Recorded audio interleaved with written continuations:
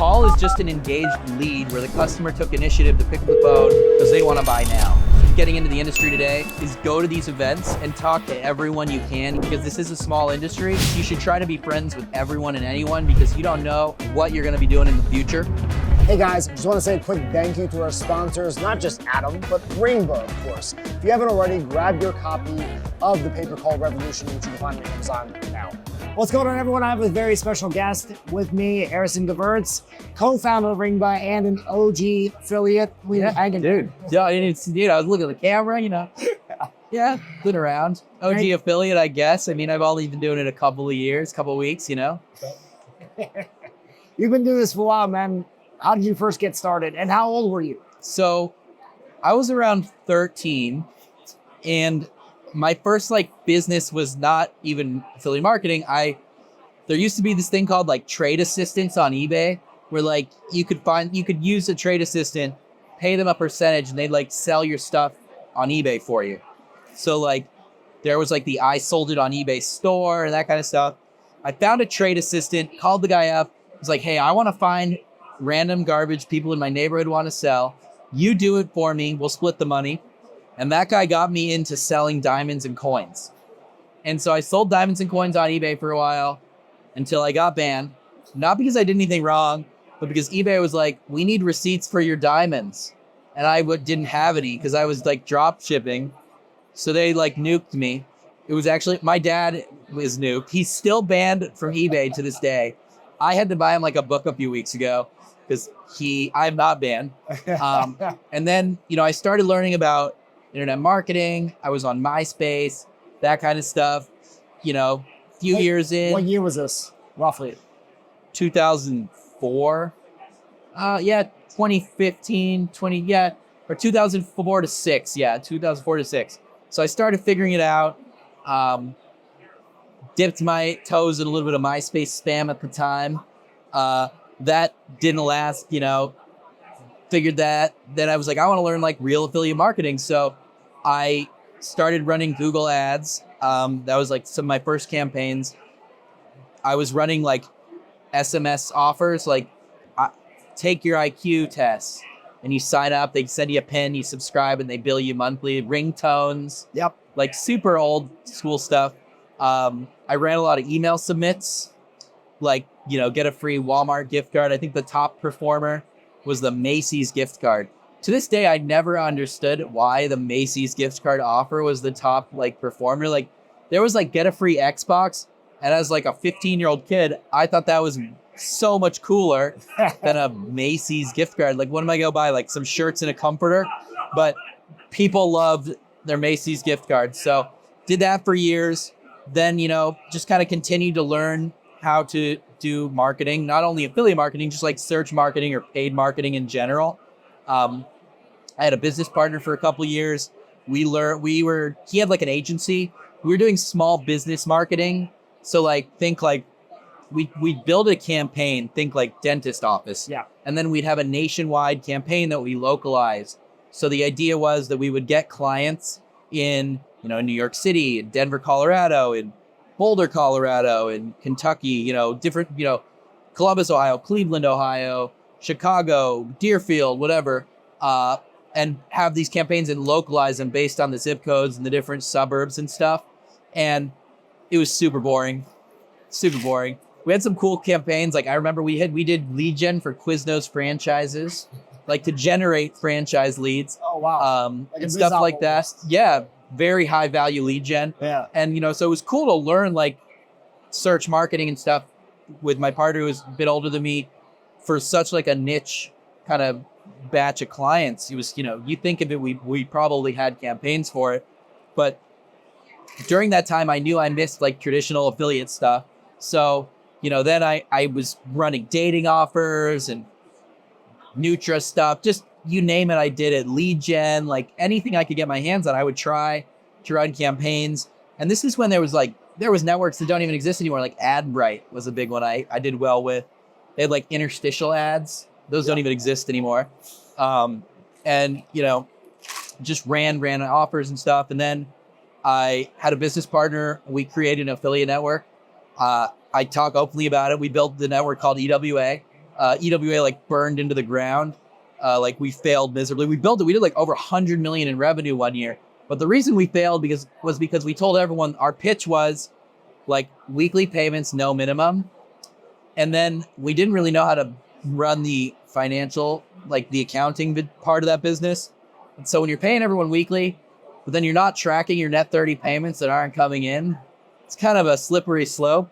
And so that thing, like, that was like a Hiroshima type, like Fukushima meltdown kind of thing. So like that didn't work out. I was about 21 when I like failed at business. And that was probably one of the best things that happened to me in my career, as crazy as it sounds. I think failure really like taught me a lot in business. And then I actually had a job for about a year and a half. I did have a job. That was your first job, technically. Technically my first job, yeah. I worked for CPX Interactive. I think they're Digital Remedy now. And they had an affiliate network called Aperture. And I like ran the network for about a year and a half. It was a lot of fun. That network was actually acquired and is now part of like Perform CB or ClickBooth. And when I left, that was actually like when Adam and I became business partners. And long before we built Ringba, we were affiliates. We ran tons of different offers and stuff and built some pretty sizable revenue streams, running traffic. We had some of our own offers and stuff like that. What was your favorite part about that time, post-network, post-job, prior to Ringba, right? Where you were just back in the trenches as a true affiliate? I have a funny memory. And this isn't necessarily my favorite. It's just now that I think back, I'm like, this is G. So we were running some campaigns and they were doing really well. I had a 0 part campaign. It was domain redirect traffic. And like, I guess there was an issue with how I had configured like the DNS on the domain name or something. And so it just like stopped working. And I was at Disneyland with like my then girlfriend and some friends. And I got like a Skype message from like one of our devs. And he's like, hey, like, I'm seeing a bunch of errors like on our server log. So I think you're sending a bunch of traffic to like nowhere.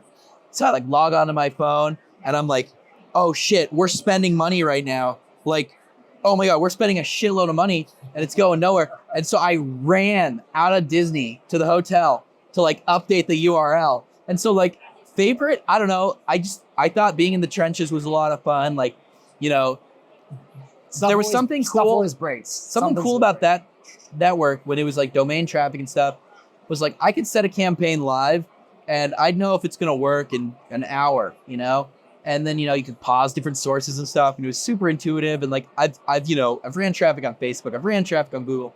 There was something cool about like the web placement type traffic sources that I really enjoyed. But being in the trenches like that and was really fun. Also something that Adam and I really did well with those kind of networks before there was like what I like to call kind of like the great consolidation where like, there used to be like hundreds of traffic sources. Like at a trade show like this, 20 or 30% of the exhibitors were different traffic sources. I think there are 0 traffic sources down there today. There's not like a pop network or a native. There might be one or two native network. There's Taboola. They bought a bunch of the little guys. Yeah. So same thing. And so I really like that kind of that like economy because Adam and I would go to these companies and be like, hey, I know like 37 different affiliates are trying to run these offers, but like, we're going to do it better. We're going to buy not just US traffic, but tons of other countries' traffic. So we'd like the exclusive on this vertical. And they'd be like, no, like why? Like they're bidding, like and I'm like, okay, look, we'll prepay you 500K today. When our balance is under 100, we'll send you another 500. And like, you're never gonna have a compliance issue with us. Like we're just, this is what we're doing. The cards are out. Let's fucking ride. And so like being able to come into a meeting like that, just transparently tell people what we were doing, what we wanted to do and what we wanted them to do for us, put us at like a substantially advantageous position. And, that was awesome because people weren't doing that. And so we kind of had like an edge. And no matter what you're doing in business, you're, running offers or selling hot dogs, maybe not hot. You got to have an edge. I don't know what the edge in the hot dog business is, but someone has one. What would it be today? What would that 500K prepayment play then what would that play be today if you were active as an affiliate today?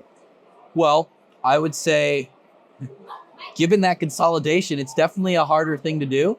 I would go and work that type of a deal out on the other side. So I wouldn't necessarily try to monopolize the traffic source.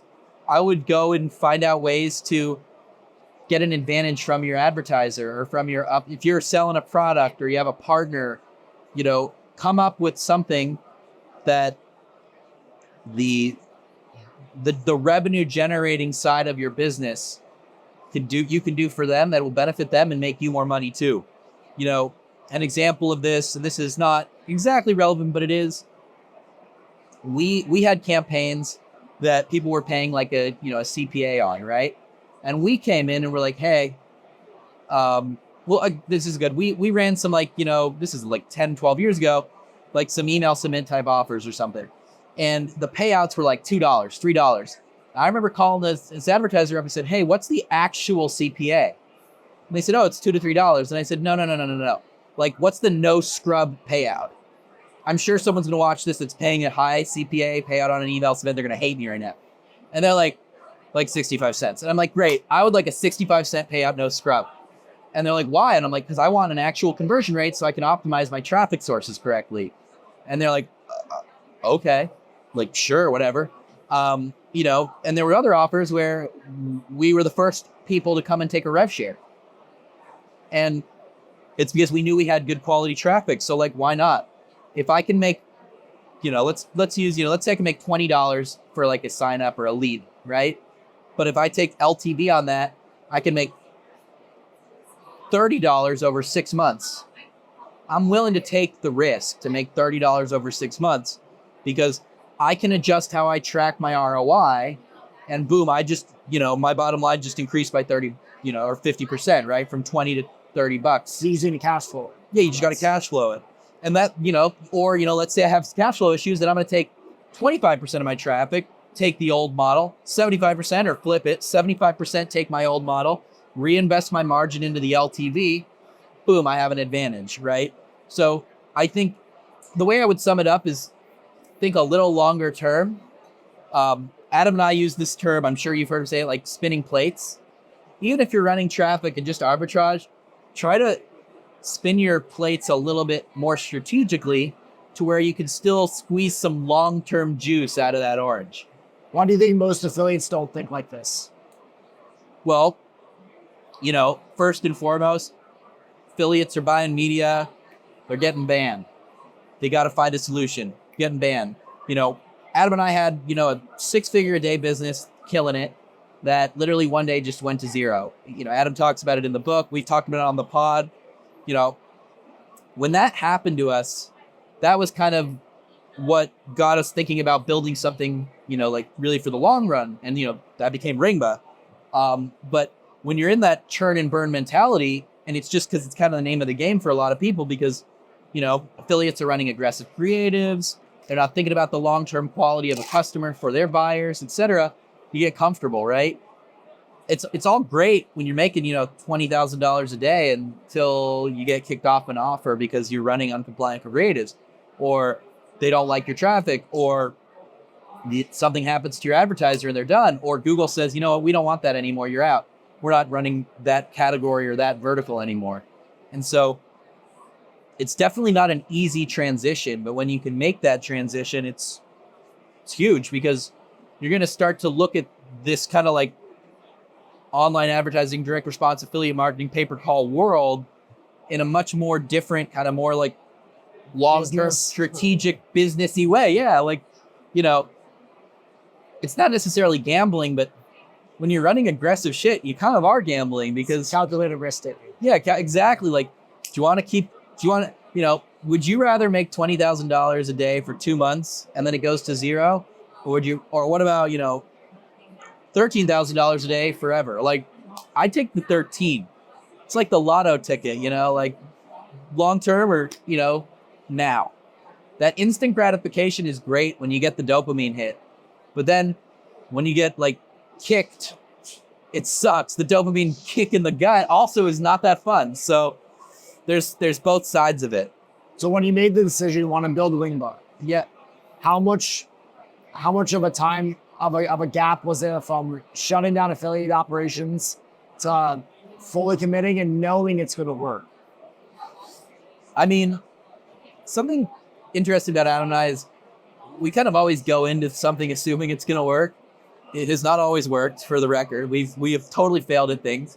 But I would say, I don't know an exact time frame, but from the time like that kind of oh shit moment happened to when the Ringba began to be developed and stuff, or what I'd say to the time that Ringba was a product that you could sign up for, it was about a year and a half. Development probably started 3 or 4 months after that. We got to work, built found a team, etc. But the first iteration of Ringba wasn't a thing for at least a year and change. Did you use it internally for your own campaigns at first? We messed around and tested stuff, and we ran some stuff that was weird stuff like B2B lead gen or calls just to kind of test it. We saw what solutions existed and thought there was a lot to be left to be desired, and so that's kind of what got us there. And it's interesting. We knew this would work, but the first couple years of Ringba, I'm kind of going off track, but it ties together. The first couple years, our customers, people weren't interested. There was some legacy solutions.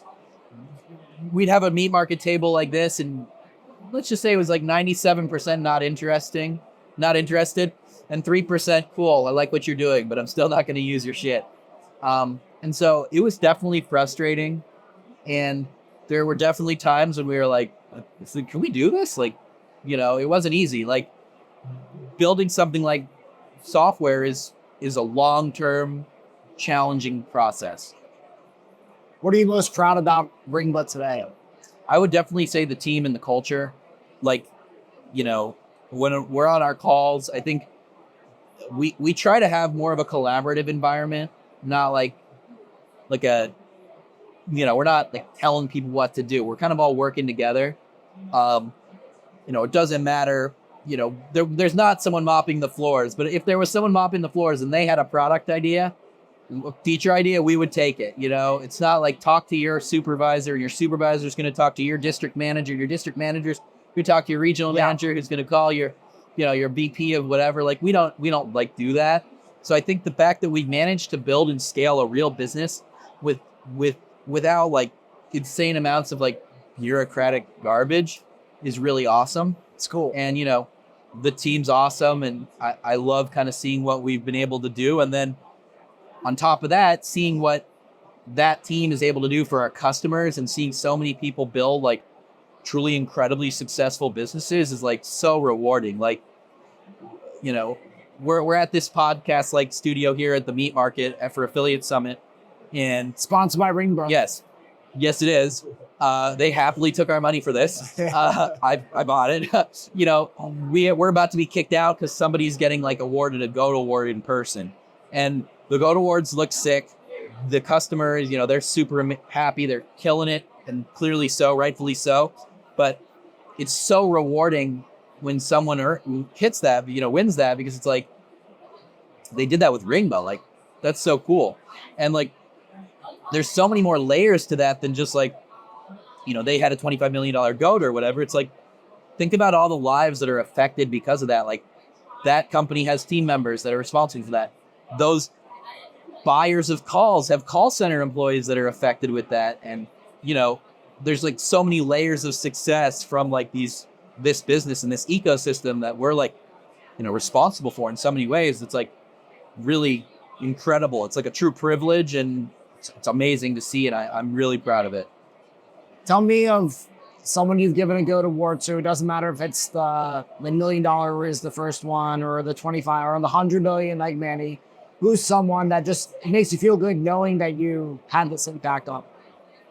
I'm going to say Manny, Quote Velocity, just because I've known Manny since I was 16 years old.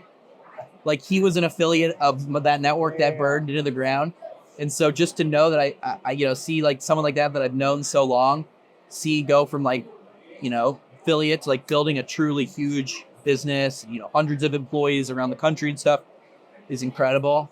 And at the same time, I just have to look up to him because I want to be as jacked as him one day. So it's like, You and me both. yeah, dude, it's like, he's killing it, but like, I got to get on his muscular level too. So bit of both. What about a smaller standalone affiliate? Who's someone that it's been super cool to see them hit that $1 million mark? Ray. So Ray is someone I've known for years. And, a couple years ago, funny story. So I met him for the first time in Thailand at Affiliate World like 5-6 years ago. I don't even know when. And we were running Ringba. I wasn't like, I wasn't running any traffic or anything like that, just Ringbaing up. And he was running like e-com offers, like random e-com products.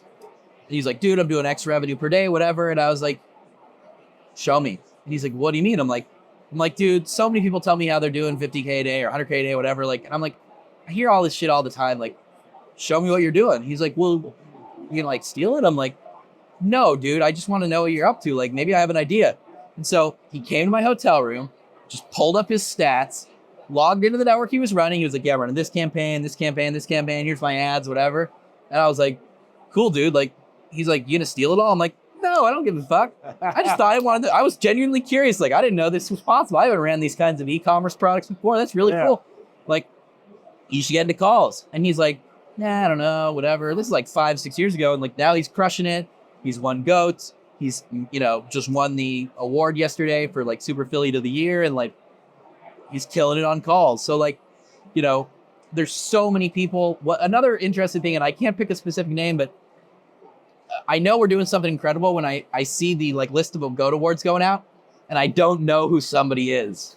Like that, I hope you don't take that the wrong way. Like, that's so cool. I'm like, I don't even know who these people are and they're crushing it. Like, that's awesome. You know what I mean? That's awesome, man. Yeah. Well, if someone were to come into affiliate marketing today, why is calls the best thing for them? I'll answer this. I've had a lot of conversations over the years with people that are really big in the lead gen space. Why should I do calls? Calls or leads. It's like the same thing. And my answer has always been like, essentially like, a call is just an engaged lead where the customer took initiative to pick up the phone because they want to buy now. So it's like a higher value lead, right? And so I think that, there's definitely profitable opportunities in e-commerce and stuff. But I think, the regulatory kind of environment with lead gen points to calls, right? Like, things are changing. Calls are where it's at. I also think that if you look at what the top verticals are in the call space, when you're, the consumers benefit from a lot of the products and services that people are looking for. Like, insurance is a huge vertical. Like, insurance is kind of a necessary thing in America. Like, doesn't matter what it is, you got to do it. And so I feel like consumers actually benefit from the products and services that they're like acquiring. It could be, health insurance, auto insurance, Medicare, or life insurance, or getting your windows restored, or dealing with a flood in your basement. Like, you're being helped, right? You can go sell like a swamp cooler that probably makes your office get hotter, even though it's an air conditioner. And that's cool. You're going to make money or whatever, but like, you're actually going to make a difference with people's lives, the consumers' lives, while building a profitable business. Like, it's kind of icing on the cake, shall we say. If you could go back in time and talk to 13-year-old Harrison, let's say he was sitting here 13 years old today, what would you tell him, knowing what you know now? I mean, I'd say stop buying diamonds, buy the S&P. Stop, Harrison. Today. No, that's what I would tell 13-year-old Harrison. I'd say no diamonds. Put those diamonds away. The problem was I just listened to so much rap at the time that I just had to do it. Chains and everything. Also, I mean, I would probably try to tell myself about calls then. They weren't really a thing back then, but it would have been cool to be a pioneer in that, like, to really kind of, leads were the big thing, but nobody knew about this stuff. So that's kind of something I would have loved to remind myself of. Also, I would have told myself to look at more of those like longer term campaigns. If I would have not been spinning plates from age 13 to 22, probably could have had other cool ideas. What advice do you have for someone today? First, a piece of advice I would have for anyone coming to a show today or getting into the industry today is go to these events and talk to everyone you can, even if there's zero relevance, because this is a small industry. So you should try to be friends with everyone and anyone, because you don't know what you're going to be doing in the future. Like, networking is key. Just network until you don't even want to network anymore. And then with those traffic sources and places you're going to interact with, build relationships. Like, I've built my career off of relationships. I just was talking to a buddy of mine who I've literally known since I was 13. And I'm not doing any business with him today, but like, we shoot the shit, we talk biz, and like, he refers me customers, I refer him customers. It's a small industry. So take advantage of that fact and meet everyone, as you can say. Oh, thank you for joining me, man. Thanks, man. I appreciate Thanks for having me. And what Ringba does as well. Appreciate it, man. Thank you. Thanks. Appreciate you.